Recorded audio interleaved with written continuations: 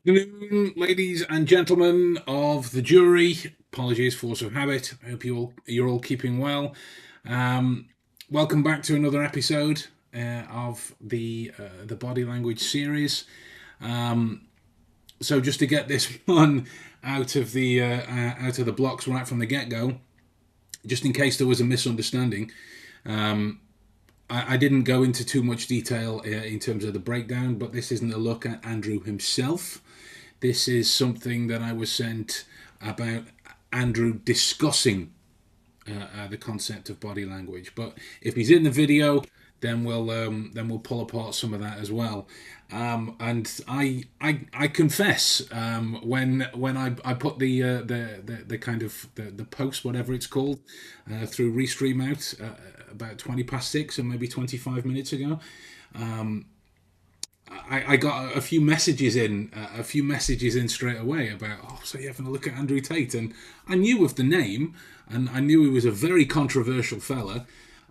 So I did a quick Google search, and the top five Google searches were newspaper articles about this guy, and wow, he seems to piss a lot of people off. So with that in mind, we're going to be having a look at the precise nature of exactly what he's teaching and exactly what he's talking about. Good evening to everybody this evening. Hello, Edward. Hello, Cindy. Hello, Miss Riffraff. And whichever Facebook user is in the comments, whoever it is that said, and here we go. I can only see you as Facebook user at the minute. Yeah. So I am already quite excited to have a look at this one, but in time-honored fashion.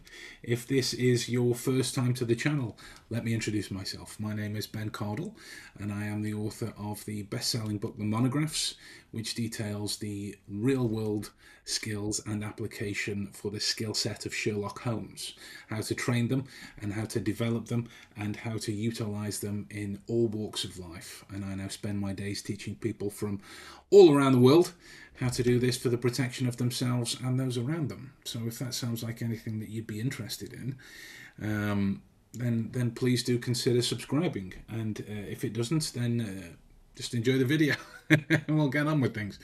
Already a couple of my friends sending me private messages.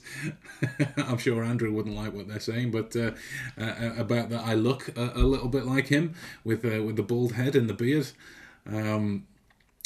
My glasses also serve a functional purpose. I imagine his don't, but I don't know. At this stage, I've only seen pictures. So yeah, let's. I'm genuinely excited to have a look. In case you can't tell, Edward as well. Same. I haven't seen much of him, but when I do, it's never pleasant. I hadn't even heard of him till about a month ago. Cindy says, "No, me. I hadn't even heard of him till maybe a couple of weeks ago. He started popping up on some of the TikTok feeds that I was looking at and the like. But other than that, hey Dave. Other than that, I'm unaware of him. Apparently, he's a kickboxing champion and runs something that's called Hustlers University. Besides that, I don't know. But hopefully by the end of this video, we'll change then. So, with that in mind, let's have a little look-see at what Mr. Tate is saying about body language. Don't move. Your posture right now. Where are your hands? Are you sitting up straight? Do you even look? Are you sitting correctly? Or are you all like in your chair? I would imagine then that the recording that he's actually giving at this time is from a video, because otherwise it wouldn't fit with that kind of description. Are you all like in your chair? But in terms of being attention grabbing, stop what you're doing. Where are your hands at? Are you sitting correctly? Well, what is correctly?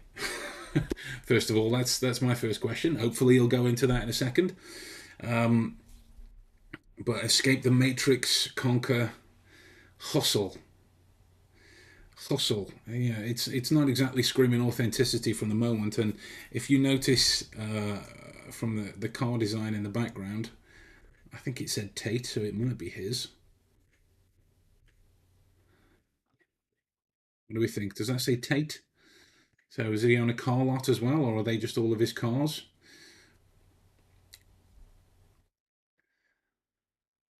One for imagery. So his body language and his content will be that of volume, literal volume, being louder, louder than others, oppressive by nature.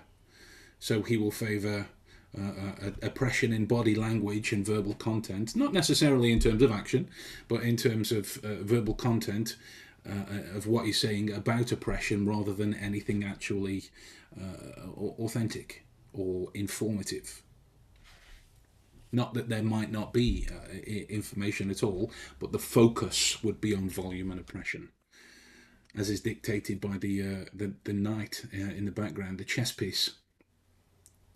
I've always thought it funny when people use the knight's chess piece for symbols of strength and around knighthood and masculinity and the like, which clearly, judging by how pristine his beard is and his physique and his jacket, that's something that he exudes or attempts to exude. I don't know how coherently they go through it the minute, but if you do your research on chess, which I did when I did my video on memorizing the chess pieces and playing the game of chess, I had an additional look, and it turns out that if you go to the Sicilian for the Sicilian language representation of the knight, the chess piece, the knight, it's I don't speak Sicilian, so I'm going to say it how I would in English. It would be Skeku, Sceccu, which roughly translates or is a derivation of donkey, which I thought was funny. That it seems to be misunderstood that way. It seems to either be horse or donkey. I think it's related to an Arabic story around donkeys taking things to the market in relation to the chess piece and how they would move, this kind of thing. But I would need fact checking on that one. The Sicilian definitely though. Don't move. Your posture right now. Where are your hands? Are you sitting up straight? Do you even look? Are you sitting correctly? Or are you all like in your chair? Use code TATE10 for 10% off any exclusive Andrew Tate canvas on whitepath.com. There you go. What the fuck are you waiting for? Did he just prove it for me right then and there? Did he just prove it for me? Volume and oppression over content. Right then and there. Fair play. Fair play. So it seems that we know who we're dealing with. Going two steps further than Simon Cowell, having his shirt close to open or barely even tied together. Let's keep it going. Body language. Body language is how people communicate without speaking. Since the dawn of human time, people have always communicated without speaking. Okay, so that will be down to whoever does the transcriptions or the captions and the like. Communicate. That's to verbal indiscretion. So you're not exactly detail orientated, detail focused that way.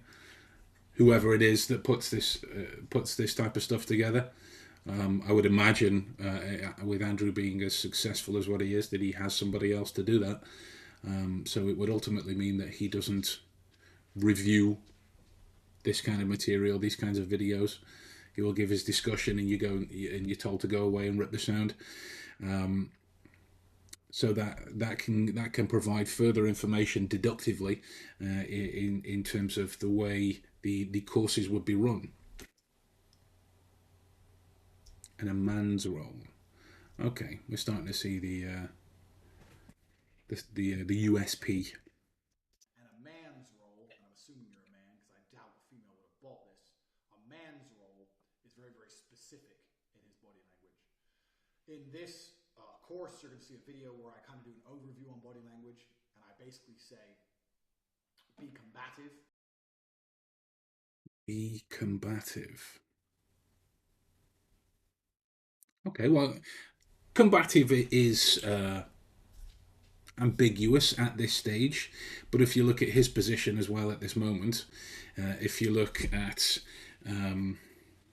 certain elocution classes and the like, sitting correctly, you need to get your elbows off the table straight away. So that's incorrect right from the get-go. But in terms of this position, it might be the light.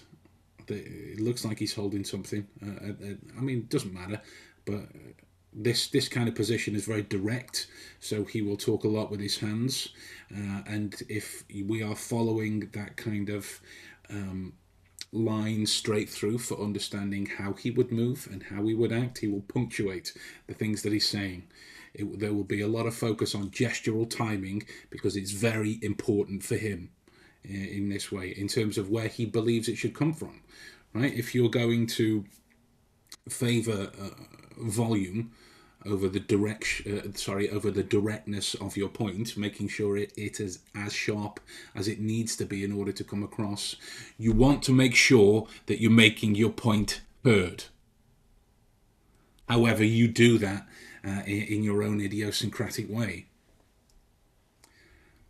So if that follows through, that's just another backup point in terms of volume over content, volume over authenticity. I'm going to go into that into more detail in this video. The reason I say be combative is because being combative is the most important body language which exists, which you can portray to other men.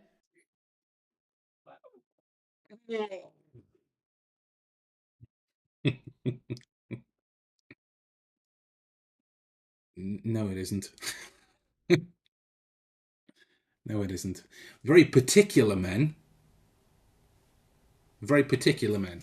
So that might be his universal selling point. If he is pushing this towards sales, if he's pushing this, well, he certainly sounds like he's of a sales background. But if he's pushing it that way towards making the sale and boardrooms and this kind of thing, then combative is something that exists within there. However, it's not the most important thing, because to be combative is to not be really listening, is to not be really in tune with the requirements of the surroundings, right?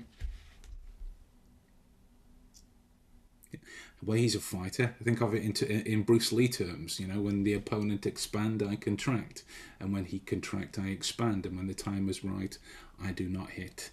It hits all by itself.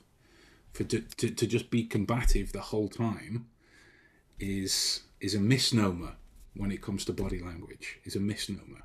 It's going to create entirely the adverse effect a good number of times. Because if it is that you're looking to make sales, if it is that you're looking to get the yes in that way, then engaging a battle to be the biggest person, the loudest person, the most combative person in the room is a stag battle that you're not going to win a lot of the times. You need to understand matters of the pecking order and where you actually feature. Never mind where you want to feature or you can feature, but in the acknowledgement of these things that do exist for those particular situations, being combative might work sometimes, but it is by no means the most important one. And to women. Because this is the only body language which was important for millennia, in the human existence. The only important body language was the body language that you are not an easy target. It attracted women. Again, not true. Again, not true. Unless he's manipulating the the facts behind it, which he may well have done. I don't know. But when you look at the continuation of your lineage, if you go back as far as Neanderthal, Neolithic man, and the like. It may have attracted women. I've not read anything about the signals or display patterns of mating in Neolithic cultures. However, when it comes to continuing your lineage to make sure that you exist long enough to have children and the like, it is about the awareness of your surroundings and understanding whether you should be running from battle or avoiding it or entering into it, because these people would live in a time where saber-toothed tigers would wander the earth. So it is about engaging what's known as your reticular activation system. During those particular times, it is the difference between hearing a twig crack in the bush that's opposite you and running in the opposite direction, or going to investigate that strange noise that you've just heard. When the people do that in horror films, they die all the time when they go and investigate a strange noise, because their reticular activation system hasn't engaged them to the possible threats that may exist. So you're not able to critically analyze the scenario properly to make sure that you can continue long enough to continue on your lineage, grow your family, if that's what it is that you do. I've no idea if it attracted women back there. He did look really robotic there. He did, but that might come from might because I would imagine that the videos in the background won't be linked to the sound that we're hearing. So it might come from things like recent workouts. It might come from things like overly active engagement in the lower back and postural elements of the shoulders to try and give the impression of this kind of Dr. No-esque quality that exists within the kind of demeanour that he's trying to give off. Okay, there are a number of different reasons. He might not be very flexible in that way that would engage those patterns, but indeed his roboticisms are coming from his back, so there's no flexibility there, right? Which gives us information about his kickboxing training.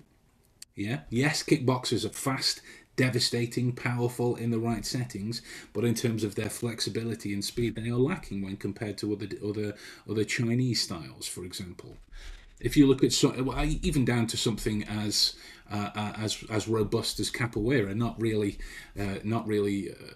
street applicable in terms of some of the demonstrations that can be seen, but if you look at the flexibility in the motion and the fluidity that exists, right, when you have that kind of impediment to your movement, it translates into the way that you think. It translates into the way that you act, into the way that you speak, because whether we like to admit it or not, this isn't a spiritual concern, but there is a definitive link between body and mind. When you look at some of the neuroscientific underpinnings from the work way back to Benjamin Libet in the free will experiments that existed, there is a link between body and mind. When we're sad, we do this.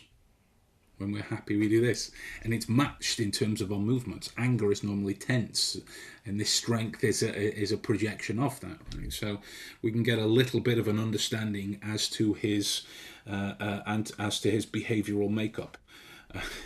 Miss Riffraff says, "I go to investigate. Ain't nobody coming in my house without permission." Yes, but knowing you, girl, you'd be doing it with a sawn-off shotgun or something. Let's continue. So we're going to talk about the broad basics of body language, and then we're going to go into some little tips and tricks overall. So the first thing I want you to understand is combative does not mean walking around swaying your shoulders like this. Okay, there we go. Okay, so it was an ambiguous term. Means looking alert. I think Jordan Peterson says something about this, but I don't think his body language is particularly alpha. In fact, I don't think the world has many alpha role models.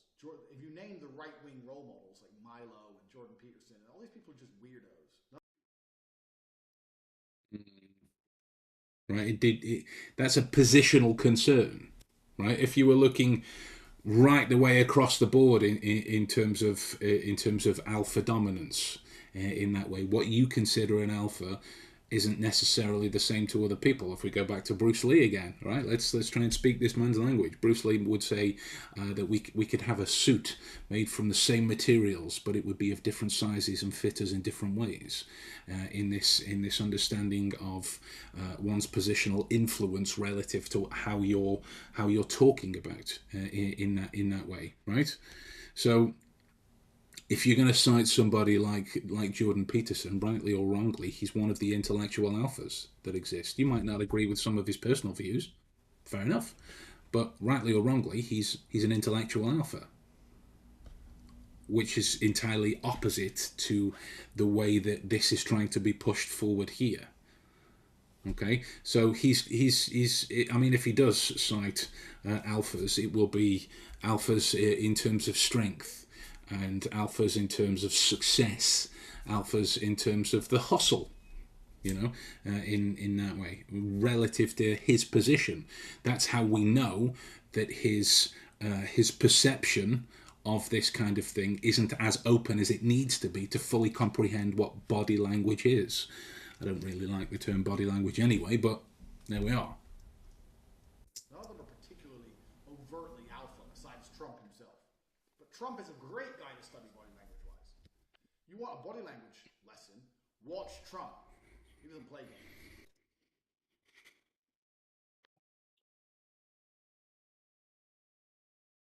Now,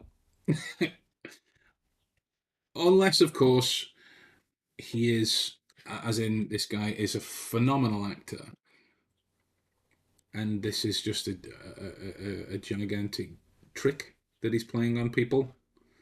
Um, please, please don't replicate Trump's body language.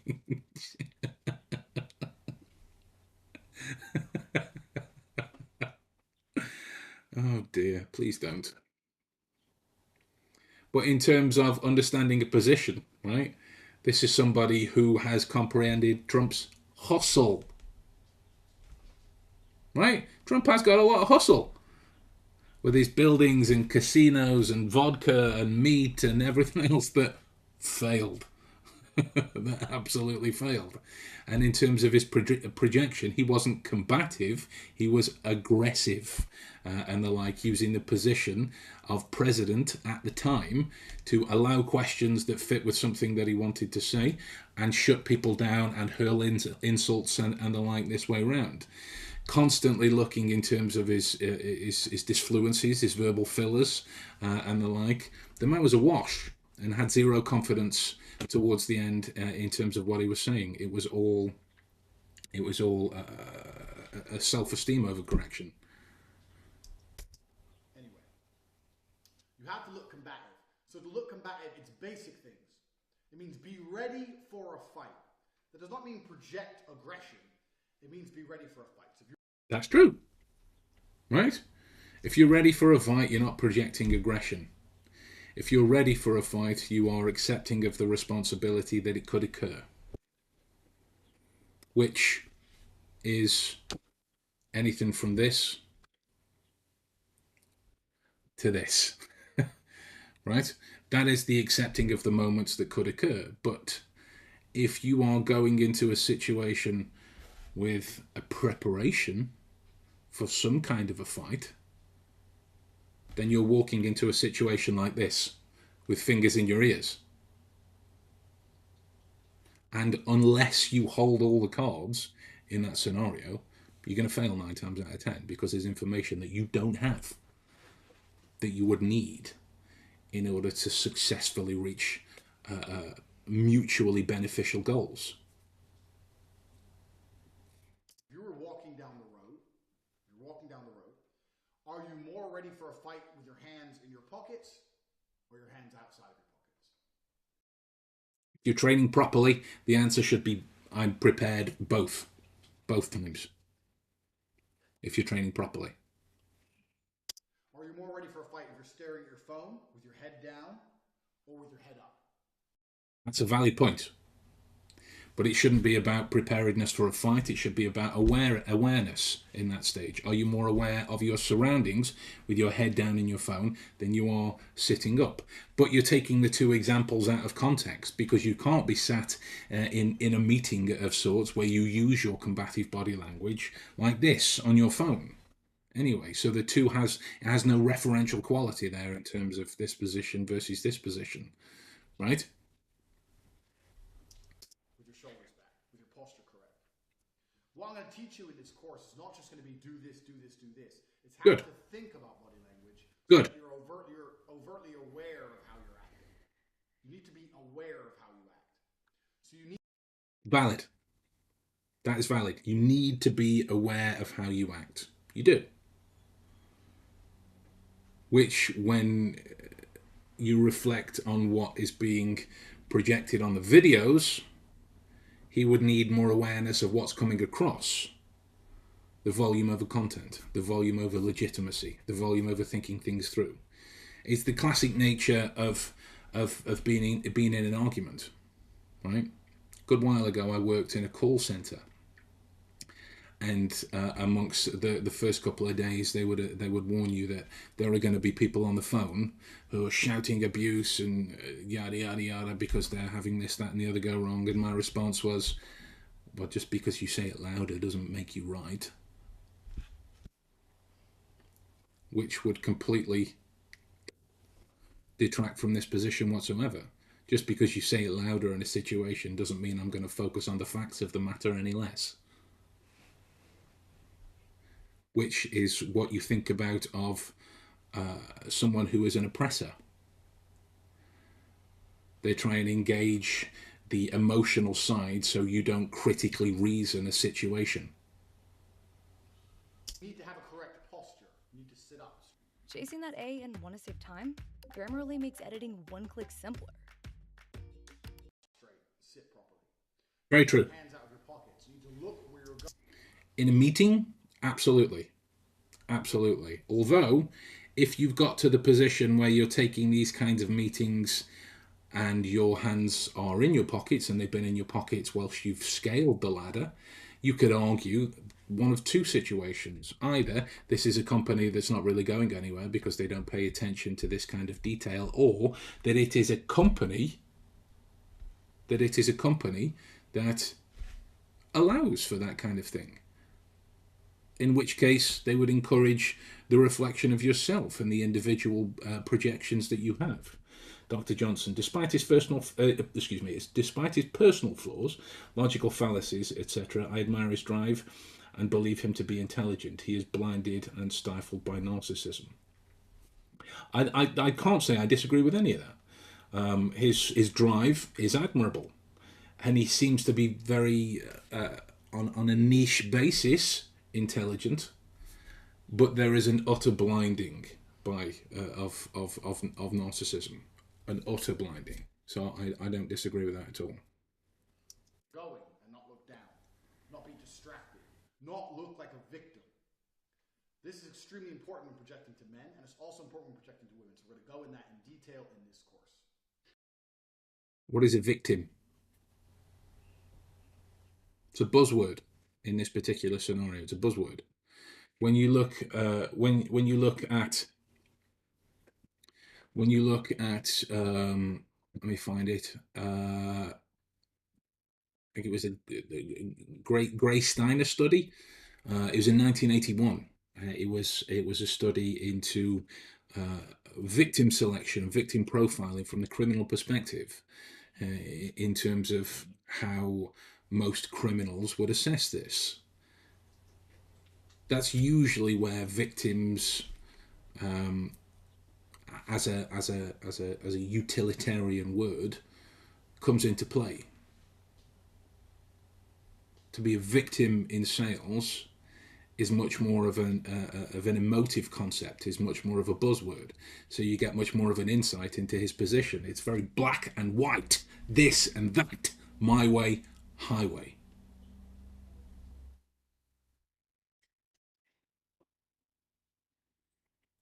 So not looking like a victim would fall back into the projections that he's talking about in terms of sit up straight and the like, chin up.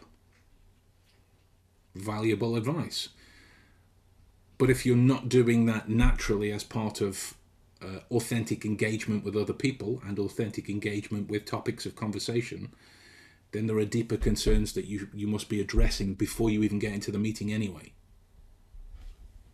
So, I know I just mentioned Trump, but we also can't forget about Putin, because he was KGB trained. He knows exactly how.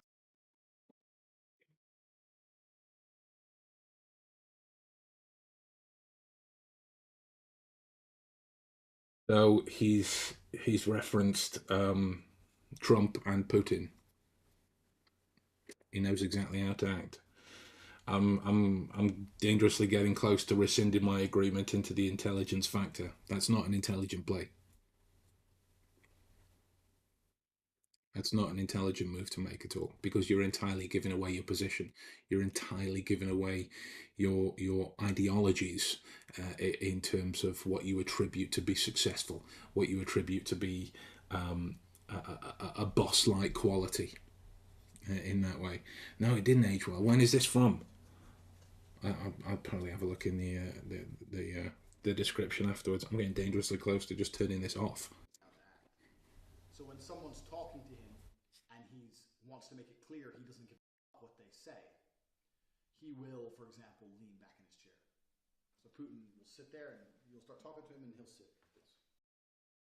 Sitting back in your chair is one of 100 ways to communicate that you're not interested. If it is that you're a fan of oppression, more so than anything, right? If you're not interested and it's the difference between the acquisition of power and the having of power. If you're not interested, you will wait for your moment and inform them, I'm not interested. You can leave. And you will be very polite and respectful about that kind of thing, because this person doesn't enter into your sphere of focus in that way. This is Putin's I don't give a fuck. This is It might be his I don't give a but if we are about to enter into that discussion, which I presume it is, as and it is only a presumption that, well, it's an inductively reasoned response, if we want to be technical, because you never guess. It's a shocking habit, destructive to the logical faculty. But based on this, there's not a lot of content coming through in the explanation and reasons for body language and the positions and the like. So if it is that they go into further discussions of this nature, there'll be,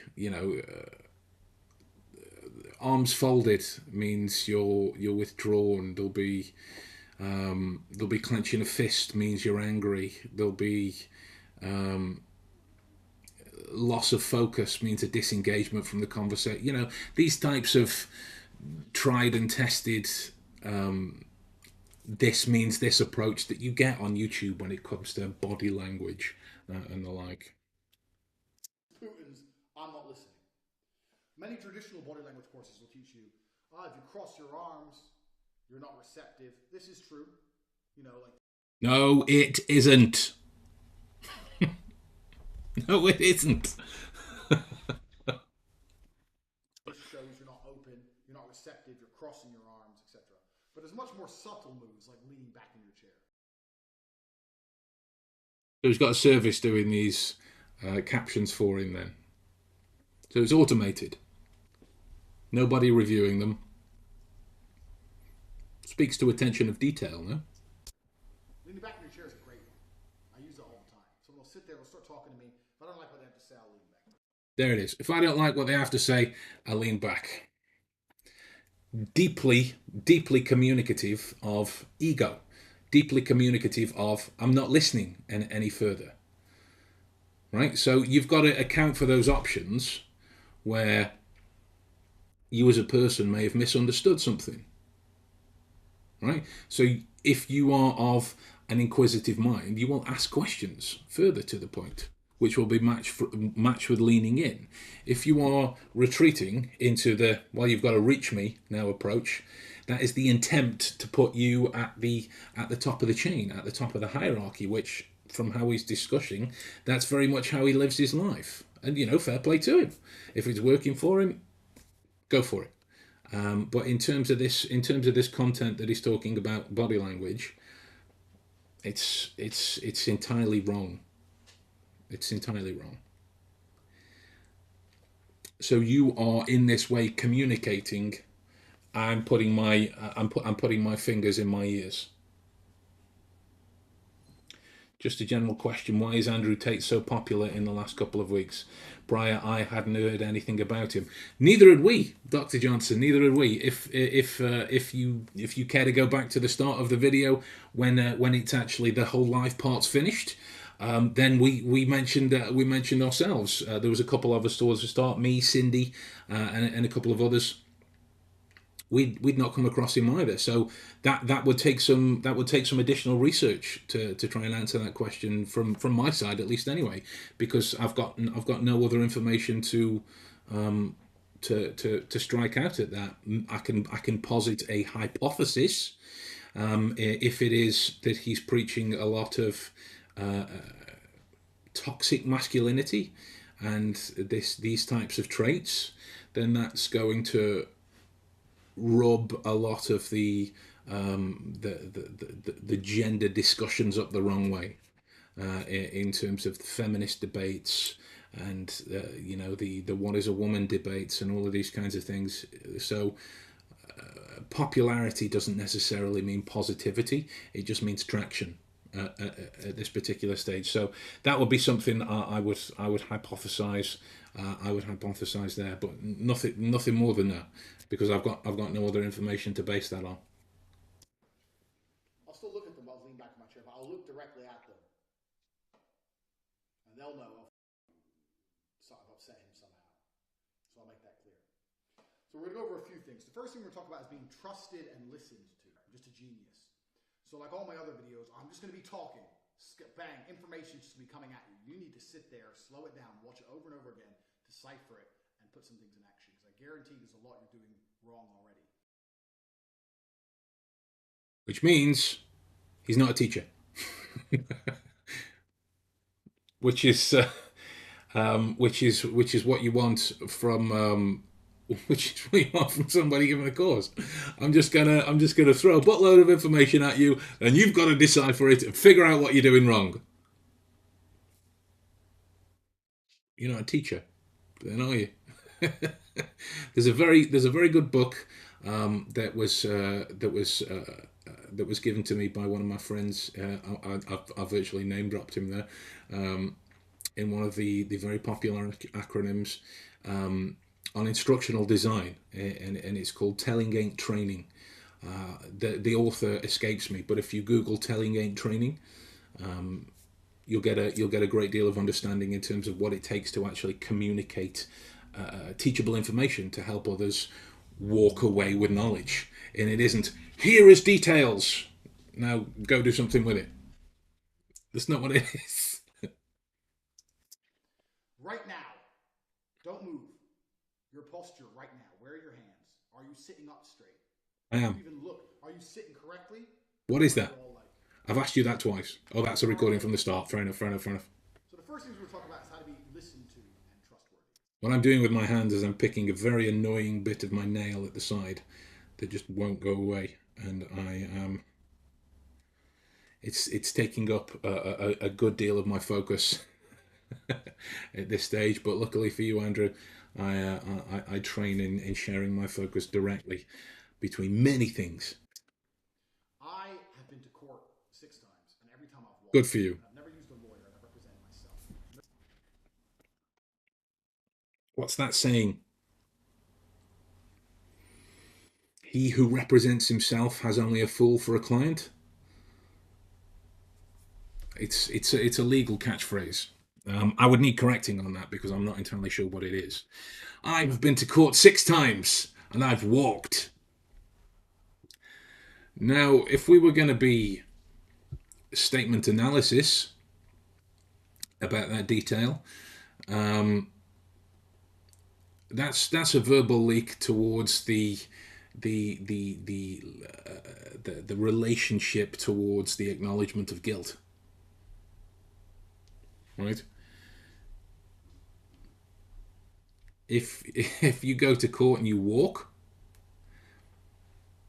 that's getting away with things, which is an ambiguous term, I grant you, but it's getting away with things.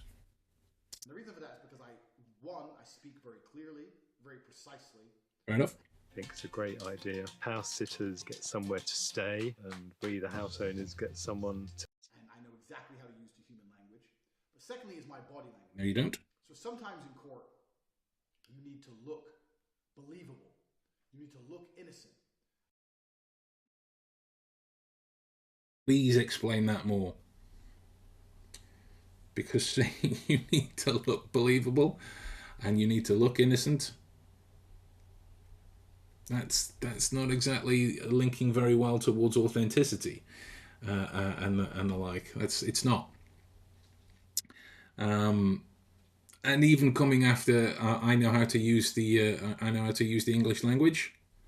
Well, if you do, then is this factual, or is it a misnomer? I would need to understand more about how he talks anyway to make some kind of veracity call on that, but that's kind of oxymoronic. And to do this, you make yourself appear less aggressive. Big men have this problem. Small men are very concerned about looking big, whereas a big man, in many situations, you need to look less intimidating. If my car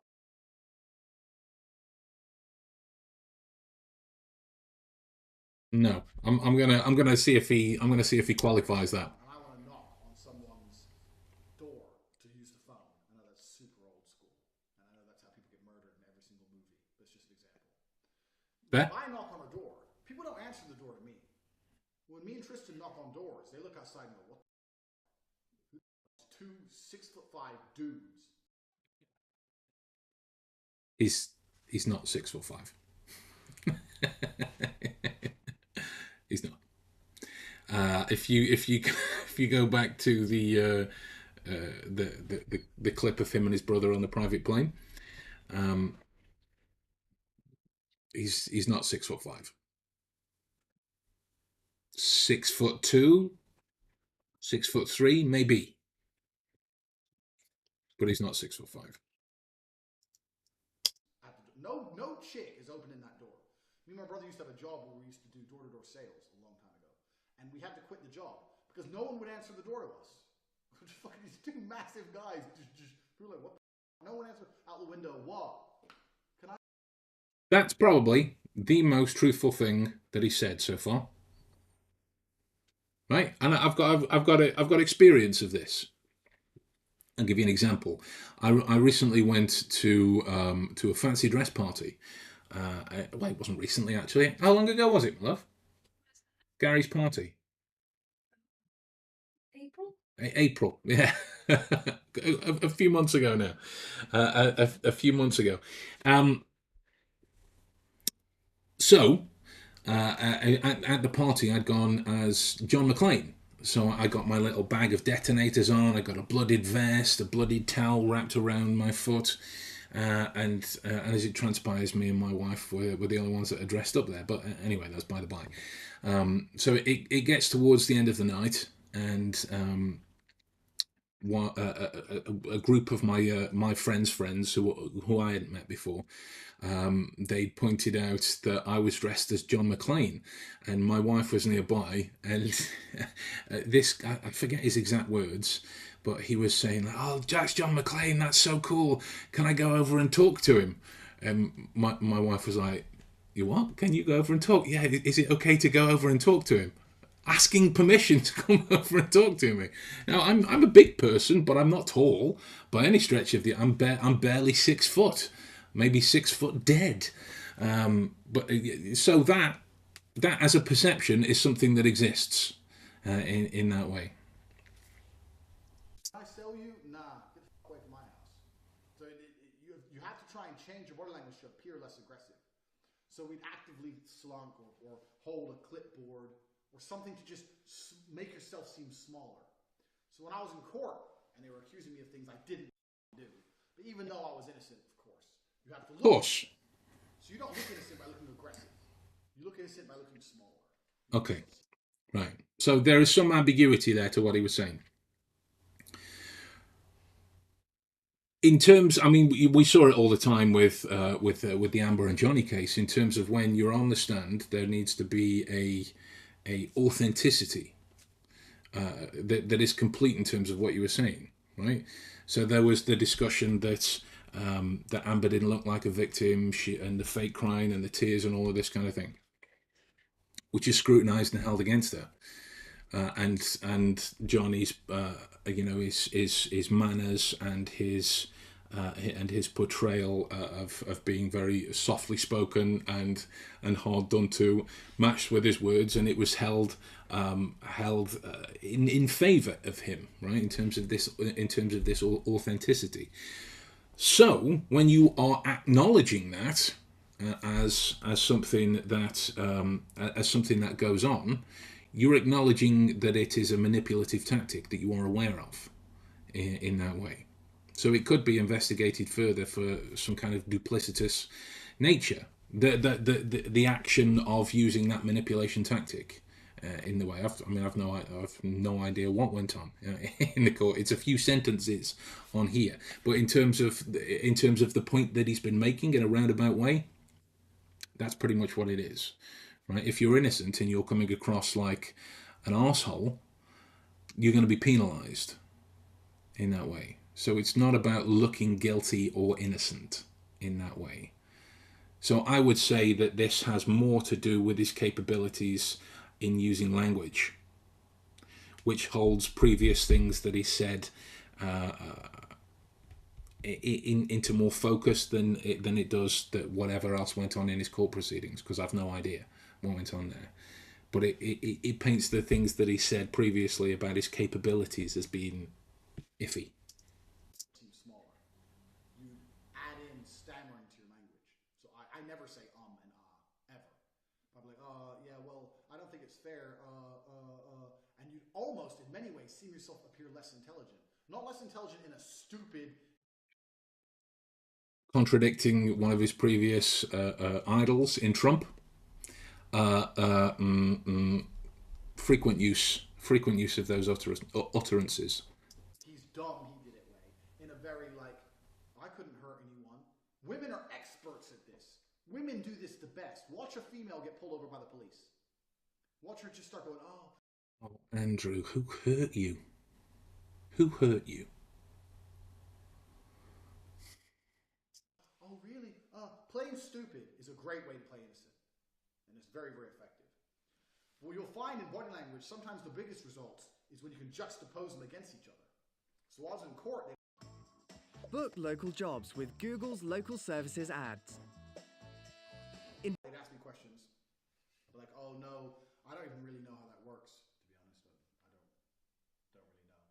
I'd add in these little delays. I'd deliberately slow my speech down. But then when I had to make a point, I'd completely flip it. And I'd be very adamant and direct with my words. Even now, and even in all my Tate speech videos, you'll notice how I use my hands. If I have a point to make, I use my hands. We called that from the start with the position of his hands. We called that from the start. All the time now. Something I do on accident. See it there? If I want to make a point, I'll say something like, and the reason for this, the reason your mom has a big ass is because she eats too much. I'll do things like this. I'll explain the reason, I'll get your attention in my hands, and then I'll directly give you the reason. And I'll Okay, so I mean, within that description there, we get more of a direct line towards the narcissism, right? You can be honest without being defamatory. Diplomacy exists for a reason, right? Oh, really? Where can I watch women being stopped by the police? Where is the spot to watch that? That's a good point. That's a good point. I don't think footage like that exists anywhere. That's a good point. I like that. I'll put it into your brain. I'll put it in with my hands. This is something I do completely by natural. I don't even have to think about it. There his brother's doing the crossed arm thing. Perfectly there. So are we to understand from what he was discussing earlier that his brother is closed off, disengaged, or because he's leaning back in his chair as whoever's behind the camera just said something that he doesn't like and he's communicating that, or what's going on there. This is the thing with body language. It is in flux consistently all the time. Anymore, but it's something I did learn, and it's amazing with women. And the going around of the chest there, which is a link towards anxiety and discomfort and related concerns in that way. The ventilation things that go on within, predominantly within male behaviors. But that's still a link towards an incongruence from words to actions. Granted, it's the words of one brother to the actions of another, but if he's spoken about him and his brother doing a number of things, I would imagine that they're on a similar page to a certain degree. It's great with women when you're arguing with them and they sit there and be like, blah, blah, blah, blah, blah. I didn't fuck her. Be quiet. I didn't hit her. Nailed it. We nailed it right from the start. Oppression over content. I didn't. Be quiet. But just because you've said that doesn't mean that you didn't. Right? You've just said your previous indignation louder. But the physical action makes them sit there and go, oh, okay. So he's looking towards oppression. Very aware and very avert with your hands. Like I said, this course is just going to be. You need to be very aware of what you're doing with your hands. If you invade a person's territory without unspoken allowances to do that, rapport is dead. Knowledge flying at you. So when you talk, where are your hands? Where are they? How do you use them? Your hands, you should be extremely expressive with your hands, especially if you're a man. Before I was a kickboxing world champion, I worked in sales. And I had the best sales record. Well, that as well. And a lot of that was down to body language. I would sit there in front of somebody. I sold TV advertising. I'd sit there and say, you need TV advertising. They go, oh, we do pretty good. I said, yeah, you do good now. But in the future, you're gonna need TV advertising. It's the future of advertising. You're gonna need it. I'll tell people you ain't got a choice. You better buy it today. You need this. I sit there and go, okay, well, let me look at your current strategy and then You buy this. So he's favouring oppression and the size of him to be able to push forward on sales. It's intimidation tactics. maybe I can improve it. No, that garbage. If you're a salesman, you're watching this now, you better start telling people they need it. You can't live without this. You need this today. I understand my industry. No disrespect, you're a diaper company or you're a water company. You understand water. You know more about water than me. I understand advertising. See what I've done there? You understand water. That's your thing. Advertising is my thing. You don't tell Body language is not your thing.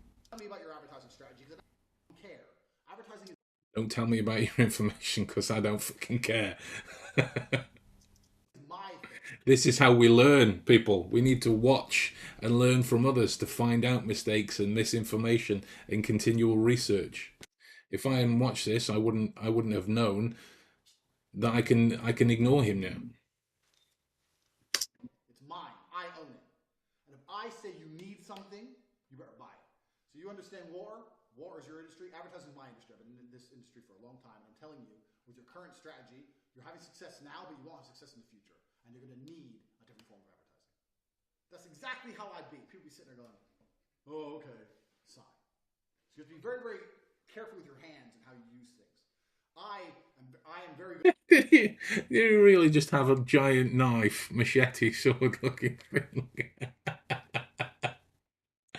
I mean, oh dear. Oh dear. I mean, if he is genuinely turning a lot of heads and people listening to him thinking that he knows what he's talking about when it comes to this kind of thing, that's concerning. Good at that. You, me, this. All these things are learned. You have to adapt your own style. But you need to sit there and think consciously when you speak, what are you doing with your hands? If you're going to sit there and talk with your hands in your pockets, you're not going to be nearly as convincing. If I want to sit there and I want to come across as, there's the old mafia boss, you know, you can sit and be like, with your hands in one place and just use your eyes instead. That works. Thank God that's over. Dear God. Oh, guys. Wow, that went on a lot longer than expected. Jesus. So I'm going to go and put my head in the oven for a little bit. Try and get rid of that out of my head.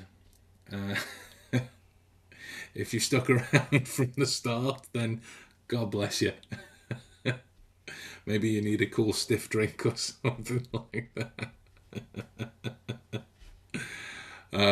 But yeah, so there it is, guys. I hope you enjoyed it.